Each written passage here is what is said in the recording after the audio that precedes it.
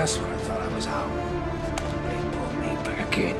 He's laughing his sick fucking ass off. He's a tight ass.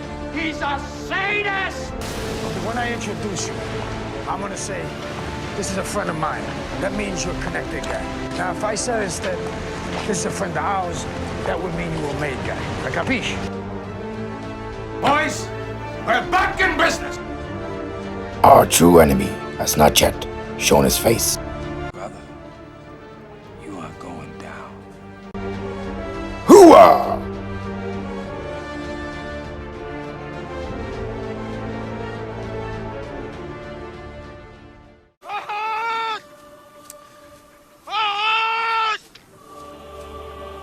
My kingdom for the horse!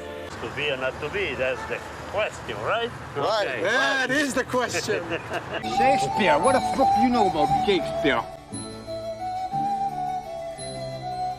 Hello everyone, Jeff 101 Bronson back here today with another installment of my Al Pacino retrospective review series, the only review series on YouTube covering every film in Al Pacino's filmography. Today's episode is episode 12 of the second season. And today we're taking a look at another more personal project, let's say, for Pacino, as it deals with his fascination regarding William Shakespeare and the play Richard III. And it's the 1996 documentary, Looking for Richard. Yes. From 1996 with a pretty impressive cast, pretty impressive amount of people that worked together with Pacino on this project. Including joining him for this journey are people like Alec Baldwin, Winona Ryder, Kevin Spacey, Aidan Quinn, Kevin Conway, Harris Yulin from Scarface, among others. People interviewed as well, because it is a documentary, people interviewed as well include the likes of James Earl Jones, Rosemary Harris, and Kenneth Branagh. Hope I pronounced that right. He's known for being, a huge Shakespeare guy. So yeah, this one is all about Shakespeare, and it's not for everyone, I would say, but it's definitely an interesting project, educational project. You can really learn something from it and stuff. It's also, I should point out, directed by Pacino himself. So yeah, this definitely is a passion project. There's no doubt about it. Basically, the film deals with sort of three different sections going on. Like, it has Pacino performing scenes, sort of very roughly as cameras are sort of following him and stuff. It has interviews about the play and about Shakespeare. And then he has some scenes, like the final battle scene of the play, for example, that he turns into a full cinematic scene, sort of fully adapts it for like the screen or whatever. So it's interesting. You have all these parallels going on. You have the documentary aspect of, the camera crew following Pacino, which almost feels a bit like a reality show at times, which I should add, it's a reality show I wouldn't mind watching, if it's cameras following around Pacino. So like I said, it follows with like, him interviewing scholars and Shakespearean actors and stuff, and rehearsing scenes and then filming scenes and adapting scenes and stuff. So it's a hodgepodge of a couple of things going on within the documentary. But it's very fascinating. It's well worth watching. It's a pretty fascinating watch for me. But anyway, let's get into the review for 1996's Looking for Richard. Here we go. As this is a documentary, there's not really a plot to discuss here, so let's just get straight into some of the more finer points of this documentary. First of all, Pacino's intent was to communicate to people on how he feels about Shakespeare and inform the casual audiences about him through this one play of Richard III. And in that regard, he definitely succeeded. Before I watched this the first time, I knew nothing about Shakespeare and his plays and the themes in the plays, etc. Besides the title of a few plays like Romeo and Juliet and Hamlet, really. But nothing Shakespeare related has ever really sort of captured my attention. But this documentary was certainly very informative, and if anything, definitely made me curious to check out more of the works of Shakespeare and watch more movies based on his works. We'll be covering one such film in the next season, by the way, as Pacino has starred in an adaptation of The Merchant of Venice in 2004. Also, I should point out one of Pacino's upcoming projects in development is apparently an adaptation of King Lear, so there might be yet another Shakespeare-Pacino project to discuss in the future as well. Anyway, this film, as stated, is informative enough without being overly preachy, let's say. Pacino himself in particular makes great effort to simplify Shakespeare and gets his point across as simple as possible. Some of the scholars interviewed, of course, do come across a bit more preachy as they use a bit more extensive vocabulary to express their thoughts, but these interview segments luckily are quite short and brief, and don't cover that much of the running time. The most fascinating aspect to this documentary for me, as in my early teens I always aspired to be an actor, are the scenes where Pacino and his impressive cast are acting out the scenes from the play. It's especially cool to see segments where at first the cameras are just following Pacino being Pacino, and all of a sudden he just switches to the actor playing the character of Richard III with zero effort, being fully in character. It's amazing to literally see him switch it on and off like that with no effort, further solidifying for me that he's the greatest actor of all time. In all honesty, my favorite parts of this movie are the parts where we follow Pacino walking around the streets of New York City talking to people on the street about Shakespeare. It's almost like an episode of a reality show, and furthermore, a reality show I would actually watch. As he's walking around speaking with people and being in really good spirits, etc., he just seems very nice, likable, and approachable in real life, despite being known as a very shy and private person nonetheless. Those bits are definitely my favorite to see here. The rest of the people involved with this project are great to see as well, as there are some people in there that worked with Pacino previously, which was cool to see, like Alec Baldwin and Kevin Spacey, who were previously, of course, in Glengarry Glen Ross with Pacino. Harris Yulin, who was Mel Bernstein, the corrupt cop in Scarface, is in there, as well as F. Murray Abraham from that film. His friend Jeffrey Kimball, who tags along with him most of the time, and this was also in a small part in Offer Offer. And then there's Penelope Allen, who appeared in both Scarecrow and Dog Day Afternoon with Pacino. As a fan of his movies, it's really nice to see so many familiar faces again.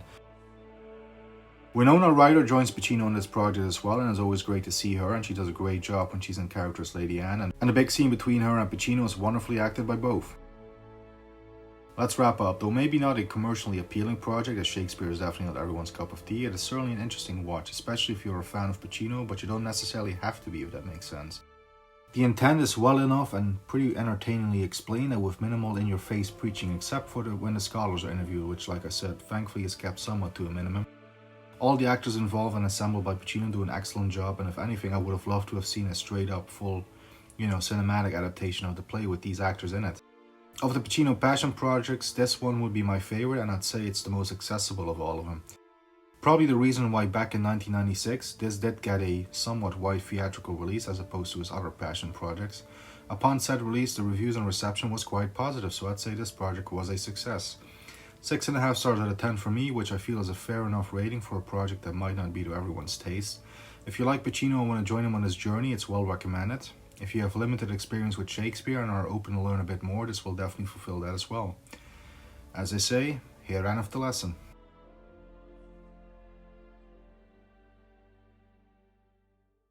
So there you guys have it. That was my review for 1996's Looking for Richard. I do usually show the editions, but I should point out the availability of this film. You can get a standalone DVD of this film. This is the UK version. It's distributed by 20th Century Fox, so they have it under their label. Another way to get it is in the Pacino Actor's Vision box set right there, which I have showed previously when I reviewed the local Stigmatic.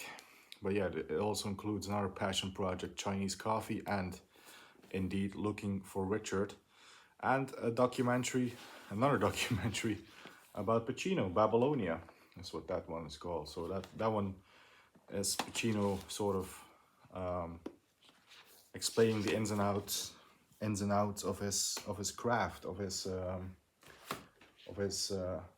actorial craft. But yeah, here's the one in the box set, the Looking for Richard edition. So yeah, that's, by the way, that box set is also put out by 20th Century Fox, I should point out. But yeah, 20th Century Fox, Looking for Richard standalone DVD, or the one from the or you get the Pacino box set and you get it in there as well. The difference with both of these, there are more language options and subtitles and stuff. For me in particular, it's very handy that this one comes with Dutch subtitles. But this one has extras, film prologue with Pacino. So Pacino talks to you before the film, and an epilogue as well after the film with Pacino and Alec Baldwin at the Actors Studio. So this one has a bit more going on in terms of special features.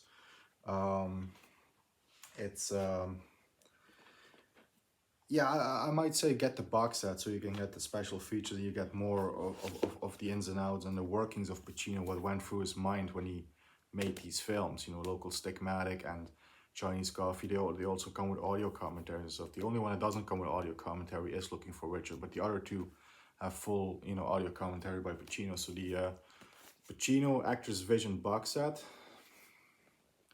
is very much recommended. Anyway, yeah, that's it for this review. Next up, I will announce the next title in just a few short minutes. I'm just gonna quickly wrap up my final thoughts about Looking for Richard. Like I said, it's a very fascinating watch. If you're not into Shakespeare, if it's not your thing, I mean, it's not like it's my favorite thing ever, but you know, I'm open enough sort of to learn about it and stuff. And this film certainly, you know, was an educational watch, fascinating watch. Like I said, especially for me, the favorite bits were, you know, we're following Pacino, and it's Pacino being followed throughout sort of multiple years. This was shot over multiple years, this documentary. At one point, he's rocking the beard from Carlito's Way. Obviously, he shot those scenes around the time when he was filming Carlito's Way. Then other times he's wearing a baseball cap with Scent of Woman. So he was, of course, involved with that film when he, you know, filmed certain scenes there. So it sort of follows Pacino throughout different stages of the early 90s. So, you know, it's cool when the cameras follow him around, and he goes from Pacino, the man, into the character. It's like, Now is the winter of our discontent made glorious summer by the sun of York. he's fully into it, you know.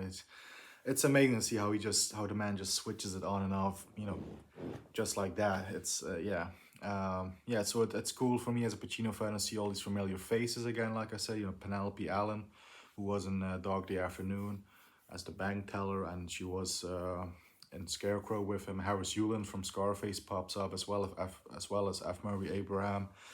Yeah, so many great people in this movie. Many people supported Pacino with this project. It's great to see his actor friends and colleagues, you know, all coming with him on this project. And I think Alec Baldwin jokingly says in the film, and he jokingly said in interviews, like, We're getting $40 a day and all the donuts we can eat on this project.